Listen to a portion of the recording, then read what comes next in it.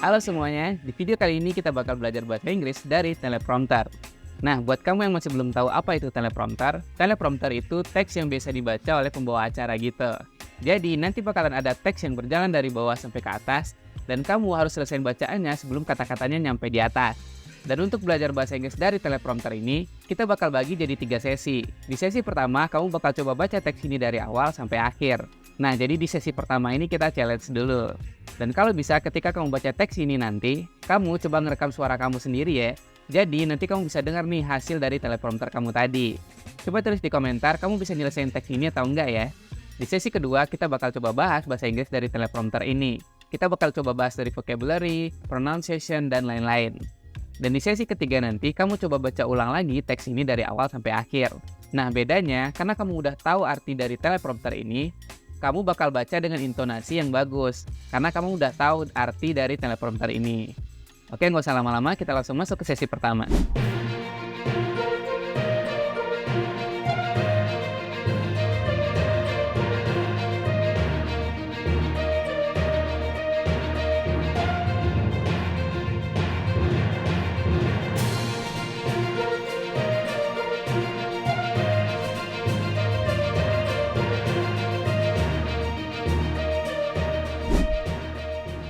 Nah, gimana nih? Kamu bisa nyelesain sesi pertamanya nggak? Coba tulis di komentar.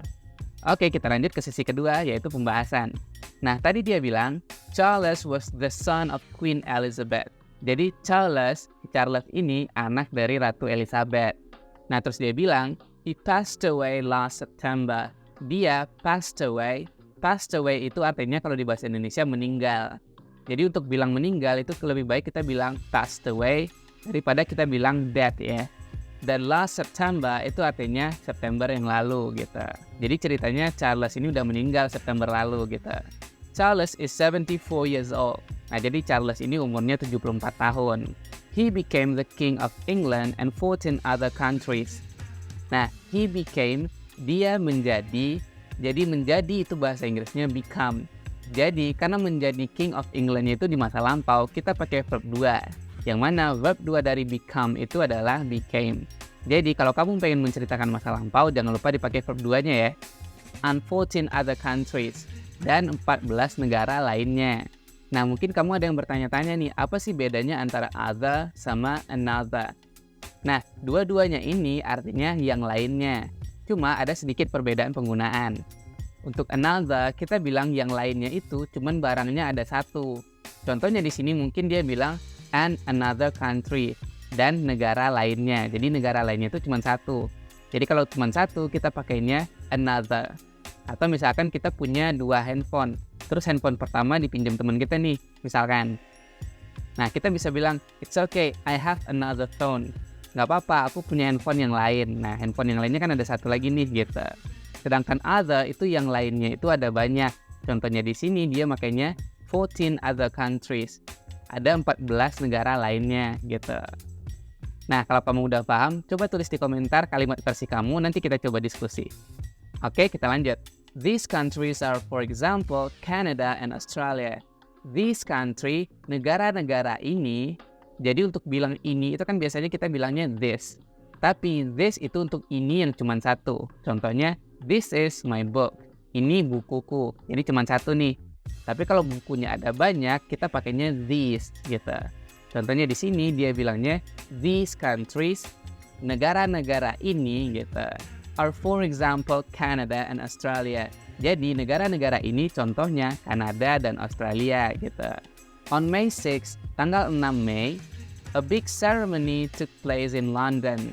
Jadi tanggal 6 Mei ini ada sebuah perayaan besar. Jadi ceremony itu artinya perayaan. Took place in London. Berlokasi atau bertempat di London. Jadi untuk bilang berlokasi atau bertempatan itu bahasa Inggrisnya took place.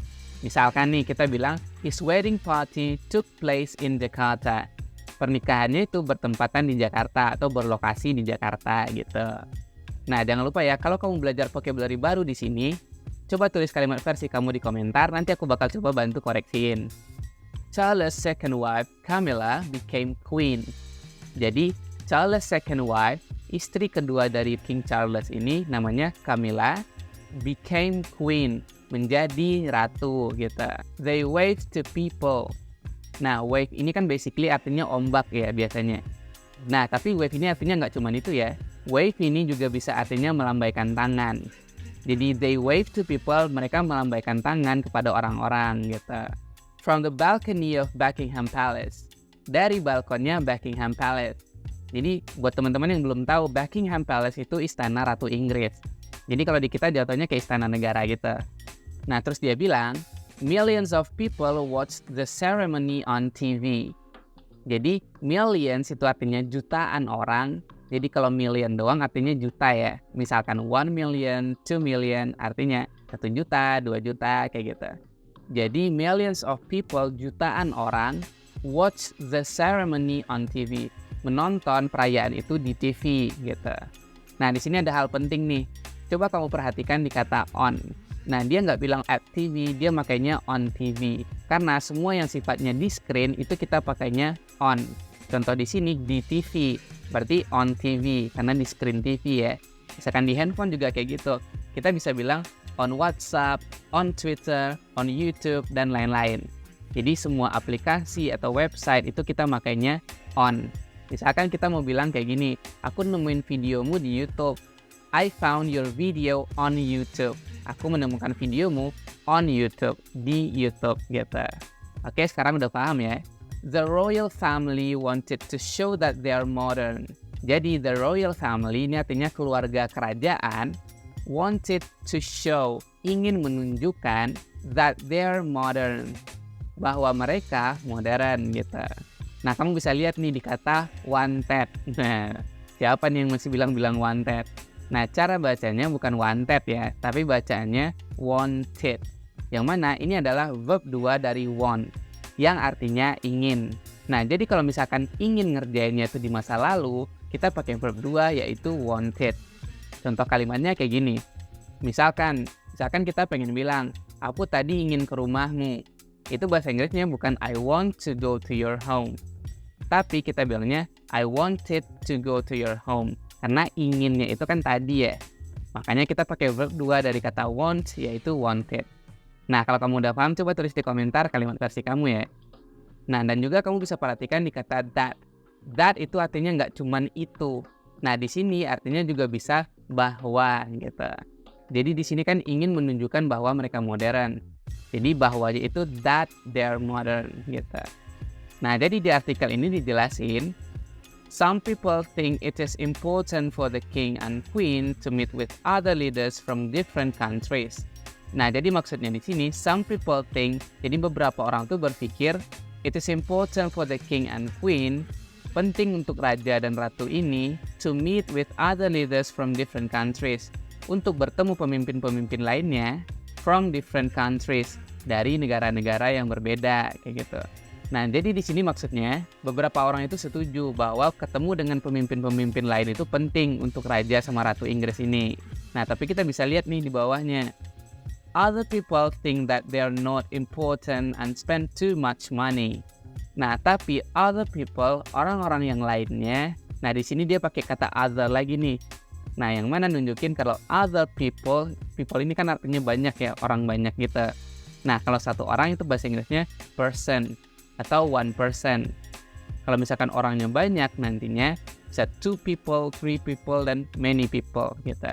Nah, jadi karena di sini banyak orang, dia pakainya other people, bukan another people gitu.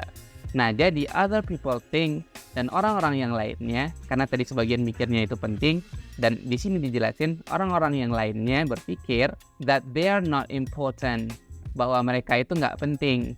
Nah, mereka di sini maksudnya bukan raja dan ratu itu ya, tapi perayaan-perayaan tadi itu nggak penting katanya. And spend too much money, dan menghabiskan banyak uang.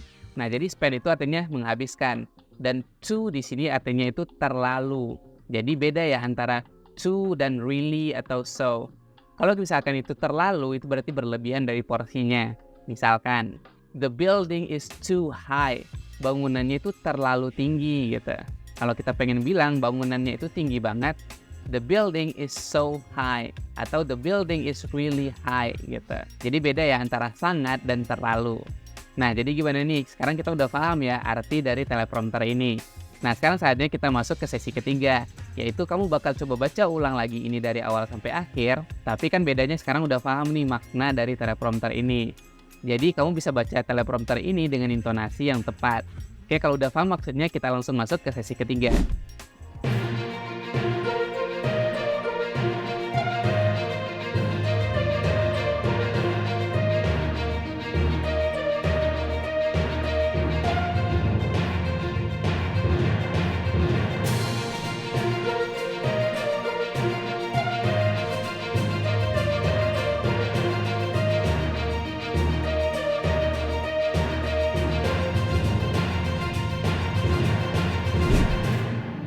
Oke, sekian dulu untuk video kita kali ini.